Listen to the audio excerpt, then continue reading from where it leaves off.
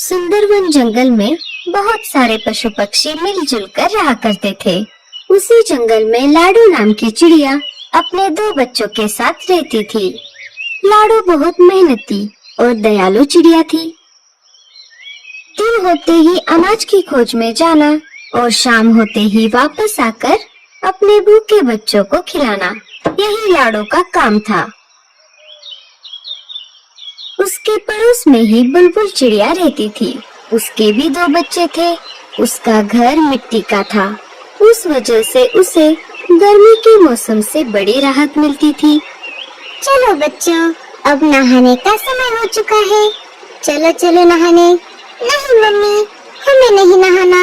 हम घर से बाहर कहीं भी नहीं जाते, फिर भी आप हमें रोज रोज नहलाती हो। अरे बच्चों, तुम दिन भर खेलते रहते हो, इस वजह से तुम गंदे हो जाते हो। अगर रोज नहीं नहाओगे तो तुम्हारे पंखों से बदबू आने लगेगी। बुलबुल के बच्चों को नहाना पसंद नहीं था, फिर भी बुलबुल उनको जबरदस्ती से नहलाती थी। बुलबुल ने अपने बच्चों को नहलाया और उनको घर के ऊपर सूखने के लिए बाहर खड़ा कर दिया। चलो, अब मेरे काम का समय शुरू हो जाएगा। जंगल के पंछी एक एक करके मेरे स्विमिंग पूल में नहाने आएंगे। बुलबुल बहन, क्या मैं मेरे बच्चों को नहलाऊं? हाँ हाँ, क्यों नहीं, पर तुम्हें पता है ना, एक बच्चे को एक बेरी। हाँ हाँ, मुझे मालूम है। ये लो 2 बेरियां।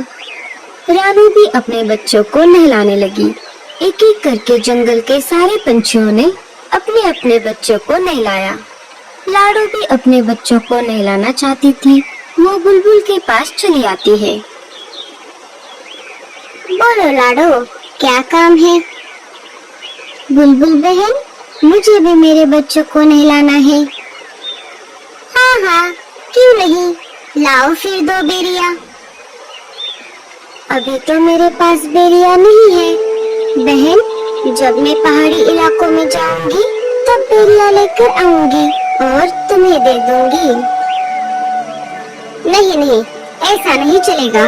बेरिया नहीं तो स्विमिंग पूल में एंट्री भी नहीं। ठीक है बच्चों, चलो।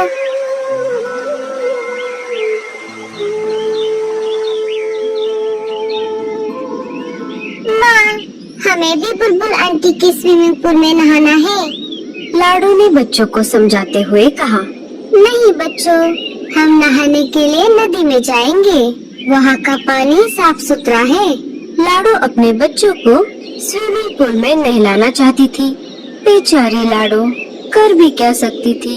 बेरियों का पेड़ ऊंचे पहाड़ी पर था और लाडो अपने बच्चों को अकेला घर पर छोड़कर उतनी दूर नहीं जाना चाहती थी।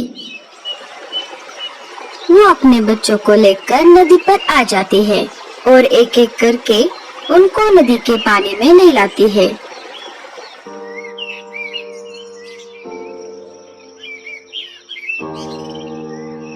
अरे लाडो, ऐसे उदास क्यों बैठी हो? क्या कुछ परेशानी है? अरे नहीं कालू भैया, ऐसी कोई बात नहीं है। सोनू मोनू को बुलबुल चिड़िया के स्विमिंग पूल में नहाने की बहुत इच्छा है, लेकिन वो नहाने के बदले बेरियों की मांग कर रही है और अभी तो मेरे पास बेरिया नहीं है। बेरिया लाने के लिए मुझे ऊंचे पहाड़ी पर जाना होगा, पर मैं मेरे बच्चों को घर पर अकेला छोड़कर उतनी दूर नहीं जा सकती। बस इतनी सी बात, मैं हूँ ना, मैं पहाड़ी इलाकों में जाकर बेरिया ले आऊंगा। बड़े आए जाने वाले। क्यों जी, आपके पास कोई दूसरा काम नहीं है क्या? ना बीवी है ना बच्चे। आप एक काम करो, सारे पंछियों के काम फोकट में करो। अरे गौरी, मैं तो ऐसे ही कह रहा था। मैं पहाड़ी इलाकों में जाता रहता हूँ ना, इसीलिए मैंने ऐसा कहा। तुम भी ना गौरी।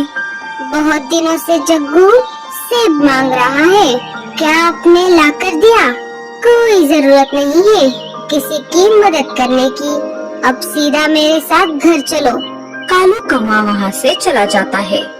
मम्मी, मुझे भी स्विमिंग पूल में नहाना है। अरे जग्गू, तुझे नहाने की कोई जरूरत नहीं है। तू तो वैसे भी साफ सुथरा है। लाडो उदास बैठी थी कि तभी वहाँ पर भूरा कौवा आ जाता है। भूरे ने सारी बात सुन ली थी। लाडो, तुम परेशान क्यों होती हो? मैंने अभी अभी सब सुन लिया है। तुम एक काम क्यों नहीं करती? मैं तुम्हारे बच्चों की देखभाल करता हूँ। तुम पहाड़ी इलाकों में जाकर बेरिया लेकर आओ। लाडो को भूरे पर बिल्कुल भी भरोसा नहीं था, लेकिन उसी बच्चों को स्विमिंग पूल में नहलाना भी था। फिर भी लाडो ने भूरे से पूछा, लेकिन तुम मेरी मदद क्यों कर रहे हो? अरे, मैं भी बहुत दिनों से बेरिया खाने की सोच रहा हूँ। तुम आते समय मेरे लिए भी बेरिया लेकर आना। अच्छा, ठीक है, तो मैं चलती हूँ। तुम मेरे बच्चों का ध्यान रखना। लाडो बेरिया लाने के लिए पहाड़ी इलाकों की ओर चल पड़ती है। अरे वाह, ये तो बहुत अच्छा हुआ।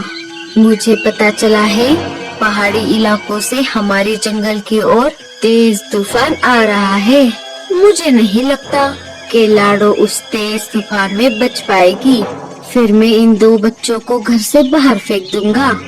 लाडो के जाते ही भूरा बच्चों को घोंसले से बाहर निकाल देता है और घोंसले का दरवाजा लगा लेता है। बच्चे अपनी माँ की याद में रोने लगते हैं। इधर लाडो जैसे तैसे करके आगे बढ़ती रही। वैसे ही तेज हवा भी बढ़ने लगी। लगता है इस तेज तूफान में मैं उड़ नहीं पाऊंगी। लाडो चिड़िया हार मानने वालों में से नहीं थी। बड़ी कठिनाइयों का सामना करते हुए वो आगे बढ़ती रही। तभी उसके सामने से मीनू मौसी उड़ते हुए आ जाती है। अरे लाडो, ये क्या कर रही हो? चलो वापस। बारिश के साथ साथ बहुत बड़ा तूफान भी आने वाला है। अच्छा अच्छा, ठीक है मौसी। वो दोनों वापस जंगल में आ जाती है। लाडो, बहुत तेज बारिश शुरू हो गई है। तुम एक काम करो, बारिश रुकने तक मेरे घर में रुक जाओ। बारिश थमते ही चली जाना। दोनों मीनू मौसी के घोंसले के अंदर चली जाती है। बारिश अपने जोरों पर थी। मेरे बच्चे ठीक तो होंगे ना?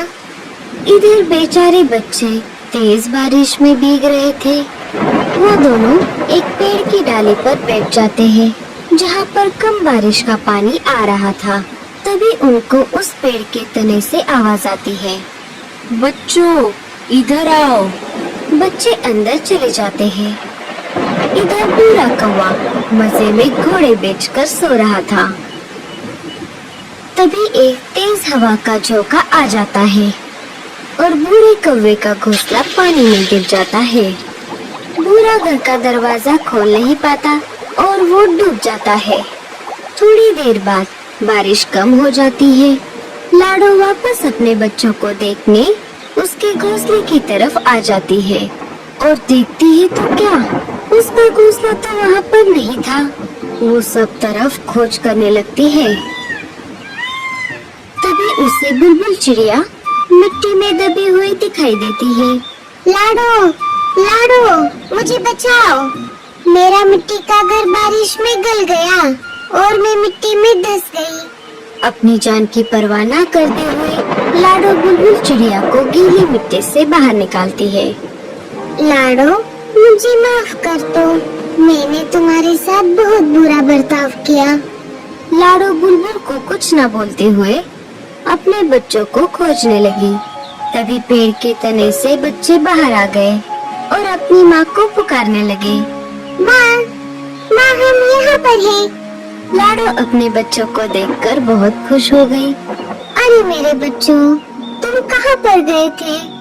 माँ, आपके जाते ही उस बुरे अंकल ने हमें घर से बाहर निकाला था और हम यहाँ पर आ गए थे। हमें इन बूढ़ी दादी ने बचाया। माँ जी, आपका बहुत बहुत धन्यवाद। अगर आप मेरे बच्चों को आसरा न देती तो मेरे बच्चे इस तेज बारिश को सह नहीं पाते। कुछ दिन गुजर जाते हैं। फिर एक दिन सारे पंछी मिलकर जंगल के बीचों बीच खुले मैदान में एक बड़ा सा स्विमिंग पूल बना देते हैं जिसमें वो रोज नहाने लगते हैं।